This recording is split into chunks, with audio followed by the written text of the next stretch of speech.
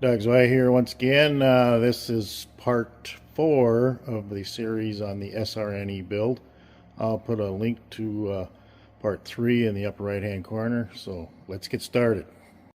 So the VE cables finally showed up here for the smart shunt. I didn't get around to ordering, and I still got to order a solar assistant, but if you notice there's some washers there to shim that shunt up, and I had done it even before the cable showed up here because I figured that the 4-aught cable here would be in the way, and I didn't want to shove the shunt all the way back because, I got other wires I got to take care of, and all that too. So anyway, I just shimmed it up on the bottom. That way it cleared the cable. All right.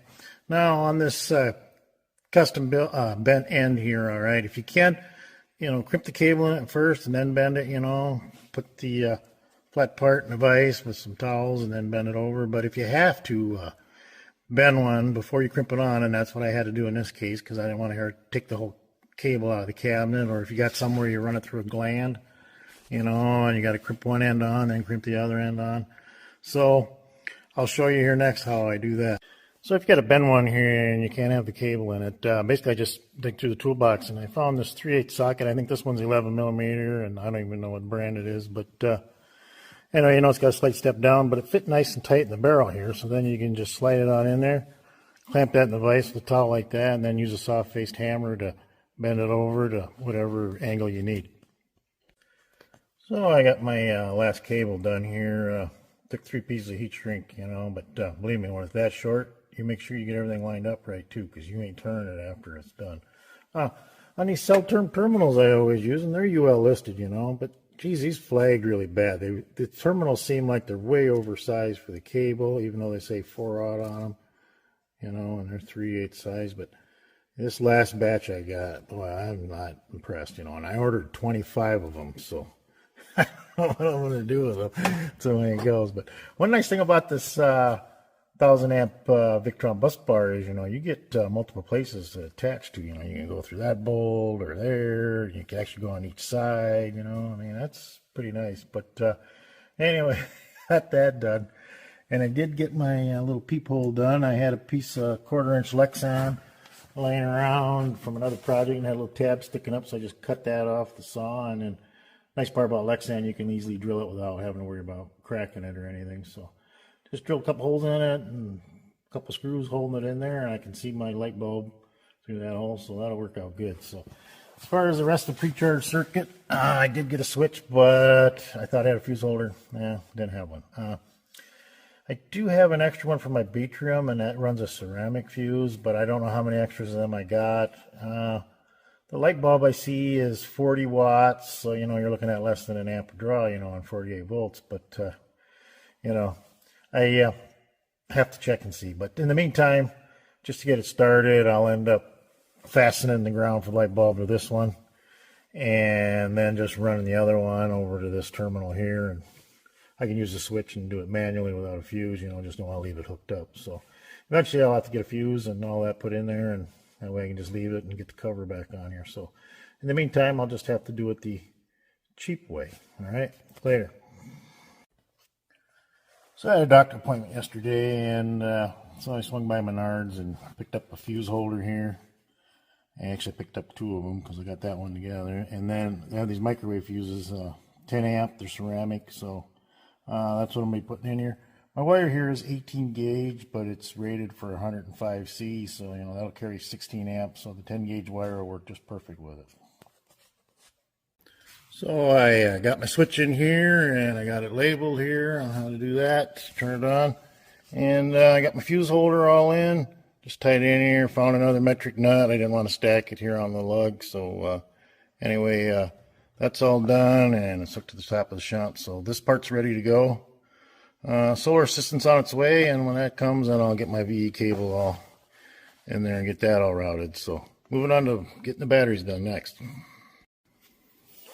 So I'm going to make some bus bars here. They go in between my 2 rows of cells here. And when I bought my Luann boxes, she'd thrown in a couple of these here for free. And yeah, they ain't long enough. But somebody had shared it on do-it-yourself solar forum that you could get some 1/4-inch thick by 4-inch and 1/4-inch thick by 5-inch copper bar. And it was $1.82 inch lengthways.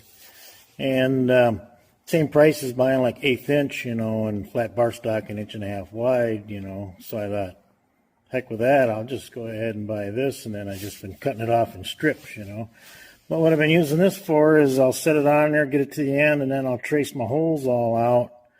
And then slide it over the other side, trace that hole out, and I'm cutting it that width. And then I just put them in the mill and mill the hole out, you know, because it's slightly slotted. You want that little bit of play because you're not going to get everything perfectly lined up. So anyway, I'm going to plate them here next, and I'll show you how that's done. So I got my piece hanging off my wire here. I just use a clothespin to hold the nickel rod, and got my positive lead right on there, and then I got my wire here, and I got my negative lead hooked to that, and I'll do it here for about a minute. You have to take and turn it.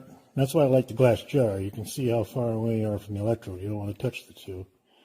But you got to turn it to the sides, you know, for a while, and then you got to take it, pull it out, okay? And then you got to turn it around the other way here. So this is the back side, so you get that too, okay? And then once I do that for a minute, then I'll pull it out and I'll flip it, put my wire down on the other end, so that way any shadow line that was there, because if you look closely, there's a little bit of spot it's not hitting because the wire's in the way, okay? But anyway, that's how you do it.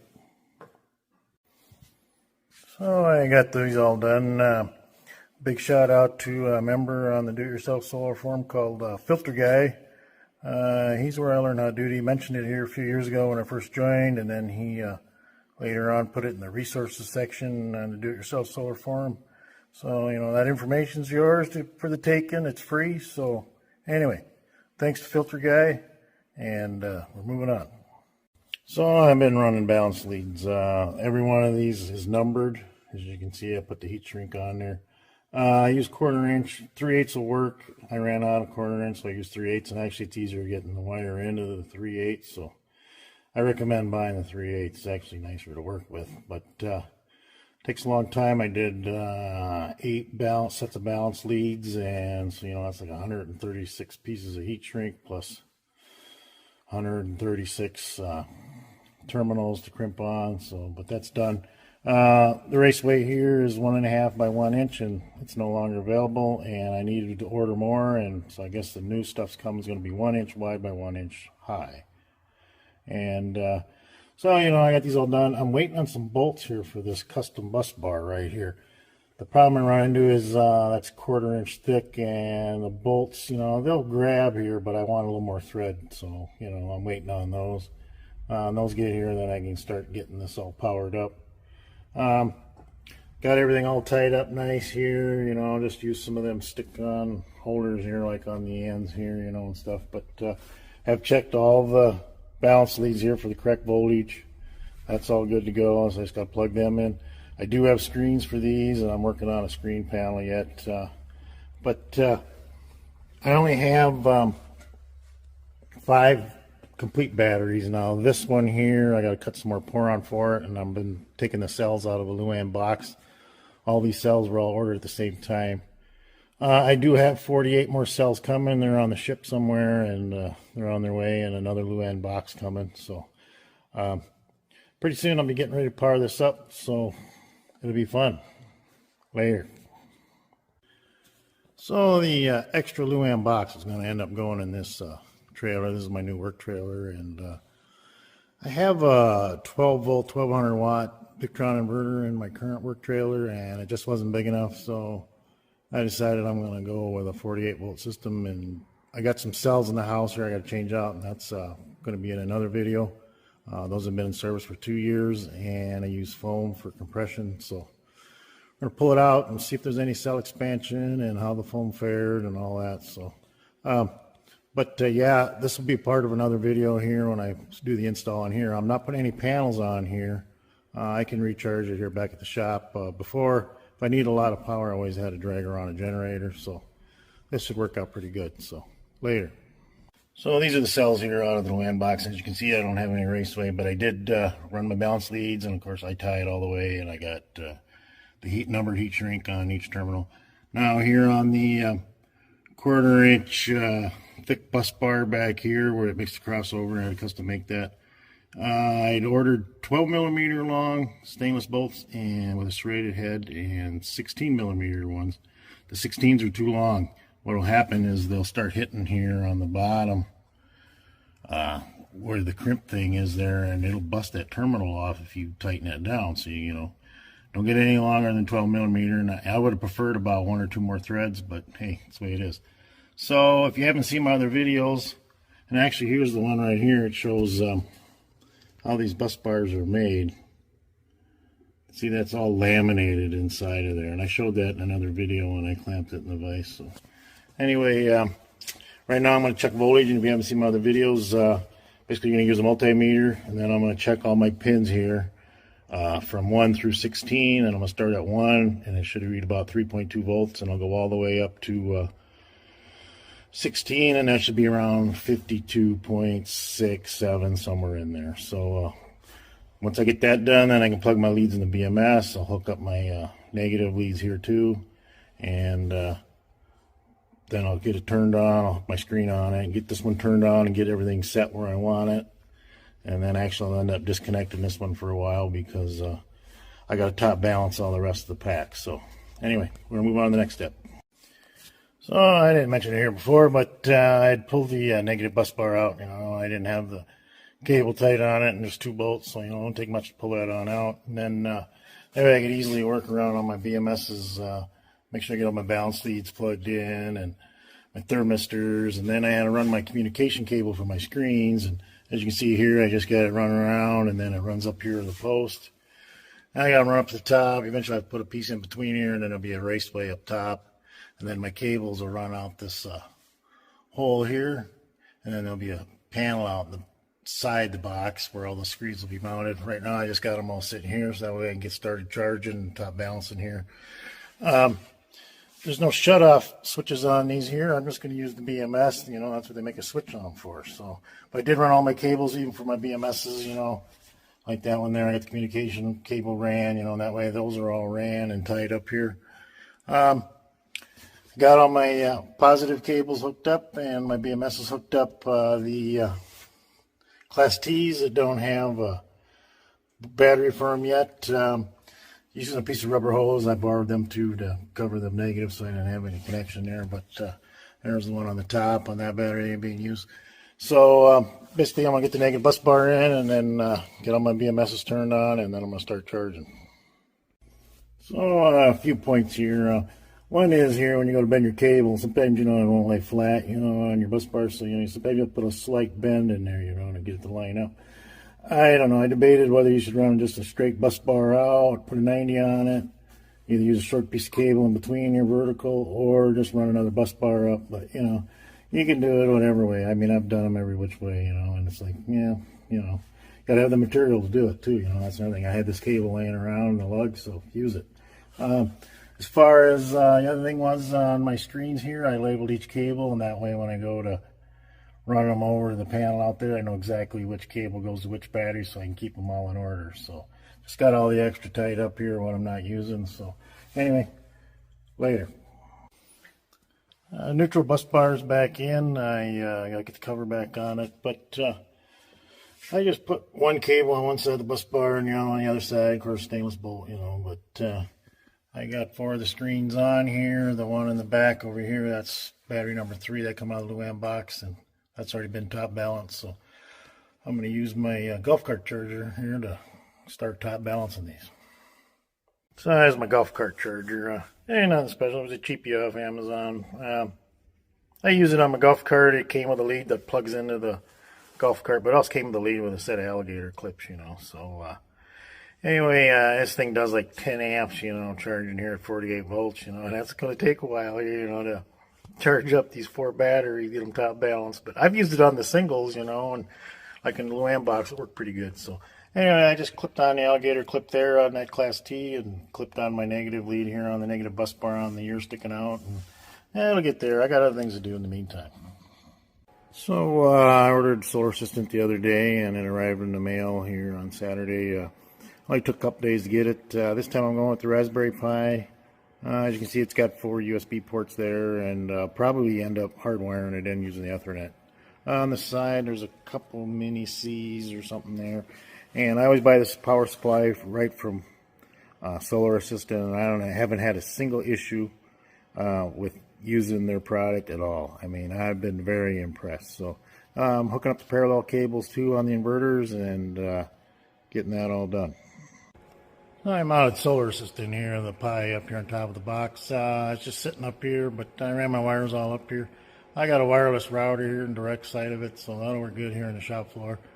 I ended up running my network cables and the power supply cable and got it all up here, tied up here nice, and then realized, yeah, I didn't run the VE direct shunt cable. So, I was like, boy, I don't know if it's going to reach, but I ran down through here, got it hidden behind that conduit, and it comes on down here, and I had to drill a hole in the trough here for the gland and wrap some tape around the wire, shove some towels up in the trough, catch any shavings. So power supply line runs on down behind there, comes down here and goes to the Lynx bus bar. I got the fuse, everything's inside of there, so that all worked out good, and this part's done. So let's check that pre-charge circuit out here. You can see the light bulb's really bright, and then it gets dimmer, dimmer, dimmer, and eventually it'll go completely out. Okay, and then my capacitors and my inverters are fully charged, and then I can throw my master switch. That prevents any arcing. If you need to discharge the capacitors, just flip the switch on the inverter, and you can see the lights will come on for a few seconds, and then it'll go out. So I got these all fired up and programmed yesterday, and it's early morning, and I noticed when I first turned on PV, I'd had it off because nothing was going on, but a little cold today. It's below zero. 340 volts coming off my panels here. Now, one thing I noticed here is I had these powered up, and then I turned PV on, and after a period of time, the screens went blank, and I thought, what the heck is that? So I thought, boy, I don't know what's going on. So I ended up just shutting everything off, and then shutting the battery off, and rebooting everything, and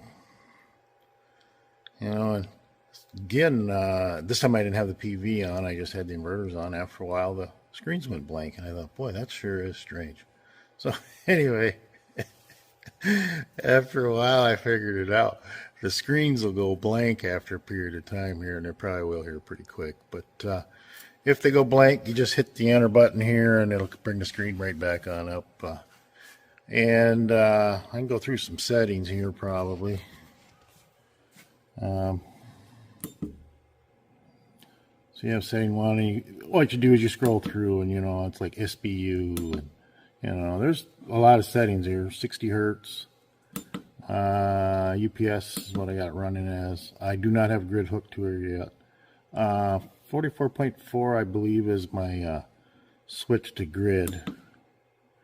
5 is 52.4. That'd be when it switches back to battery off of grid. Solar only charging. I haven't figured yet how it works with grid, if you can mix the two only when PV is on, but I'll figure it out. So I mean, there's just a whole pile of settings here, so it takes a while. So anyway, I had trouble with one setting here. It was 15, and I couldn't get it to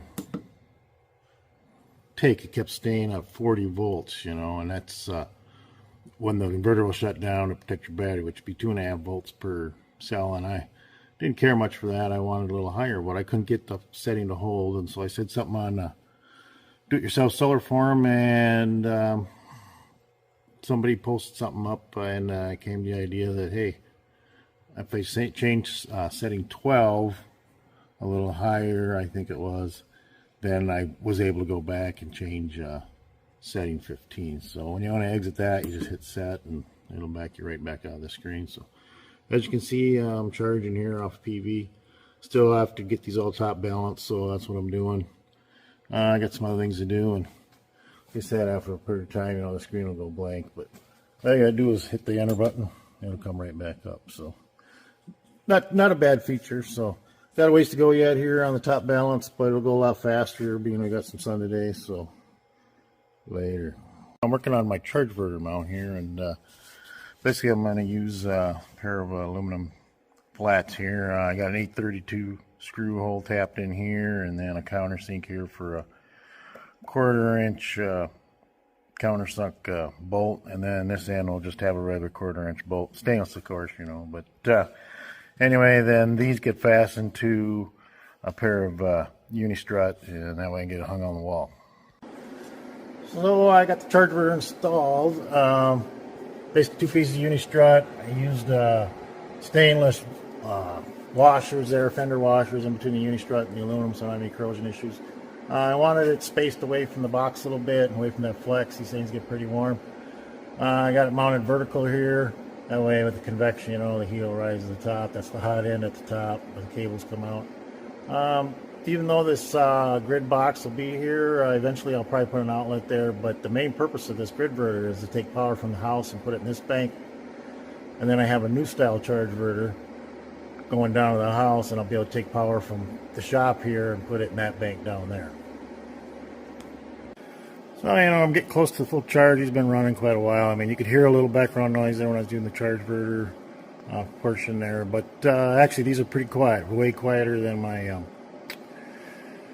charge controllers down in the basement of my house. Now, I keep hearing one of them keeps making a beeping noise, and I got to figure out what that is, but everything's been working good, so I've been checking cables, make sure it's all cool. It's pretty impressive. Pretty happy about the noise levels, so we'll see when I get loading or down heavy what it does. So we're getting close to balance here. They're all getting close to that 3.4 volts, so it won't be much longer. Putting in some pretty serious current here, about 150 amps here. I'm getting about 30 amps per BMS, so it's moving right along. I've been running around checking, make sure nothing gets hot.